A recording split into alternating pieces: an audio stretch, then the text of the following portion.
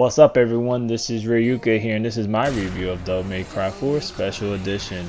The first version of this game released back in February 5th, 2008, so it's been a while. And then they re-released it on the iOS, which wasn't so great. And then we see it now in 2015. So what's new with Devil May Cry 4 Special Edition? A lot of things. They added a lot of content, first off. That's the most noticeable thing, in my opinion, here. Besides the fact that it looks a lot better than it did. The first version looked very greasy. And I personally didn't like that. But here, you don't see too much of that, if at all, not really. Also, they added campaigns, such as to the typical Nero and Dante campaign, which was in the original version. But you also got Lady and Trish. And Virgil as well. I mean, their campaigns aren't anything major in the story, but it also gives you an idea of what the characters were doing.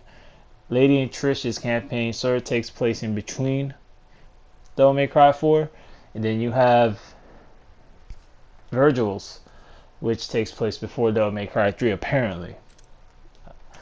And then you have all these difficulties, which you could get by unlocking, or you could download, and I will get into that in a few. But besides that, you also have Bloody Palace makes a return, a new difficulty, the Legendary Dark Knight, and then you have obviously the Story Theater, which was there in the first version, and Gallery and Library, and so on and so forth, such as costumes. There's a lot of costumes depending on which character you play and what you unlock.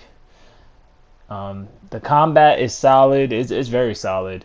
The frame rate is perfectly solid. I have not experienced any issues whatsoever with frame rate, so they got that pinpoint there.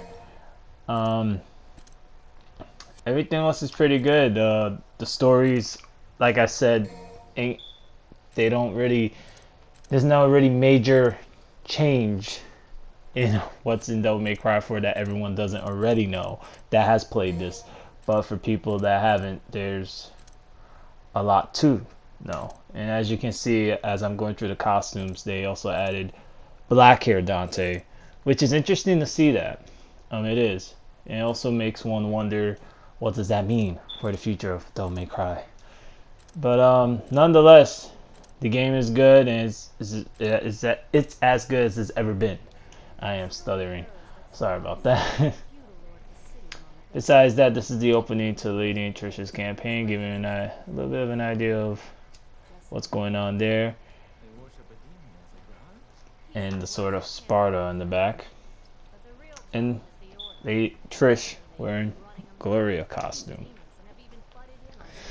But nonetheless, everything has been pinpoint. But there are things that sort of bother me, such as the camera. When you're playing in combat, there'll be times where the camera just doesn't seem to move exactly to where you're going. So there is somewhat of a camera issue. It's not major, but it could be bothersome depending on, if you're playing a certain mission and you're kind of stuck and the camera's like stuck in a certain angle and you want the camera to go one way but it doesn't want to. It gets a bit annoying after a while. But it's not something major, but it's something that may catch one's attention after a couple playthroughs. Also, the DLC. The DLC is not forced upon. It's something that's really optional in this game, but one may be wondering, why is it there? Well, I guess it's to give the new players the option to, if they don't want to unlock the difficulties one way, they could download and unlock it that way. But as I said, it's not really forced upon you. You could do everything just by beating the game and unlocking things one way, or if you got the money, unlock it the other. But in my opinion, the way I view it, I didn't felt like it was forced upon me, so it's more like, if you want it, download it. If you don't have to. Besides that, there's really not much more to say. I mean, the game is pretty solid. There's a lot of content. You get 4 characters. Actually, not 4, 5. Excuse me. You get Nero, Dante, Lady, Trish, Virgil. So that's a lot a lot of characters right there. And there's a lot to offer and a lot of hours of gameplay, so you'll be revisiting over and over again, trying to unlock certain things or trying to beat certain challenges, and etc. But my rating for this game is an 8 out of 10. If you haven't played Devil May Cry 4 before, this is a good opportunity to get into it. I will recommend downloading it. I think it's a great game. Anyways, this is Ryuka here saying sayonara.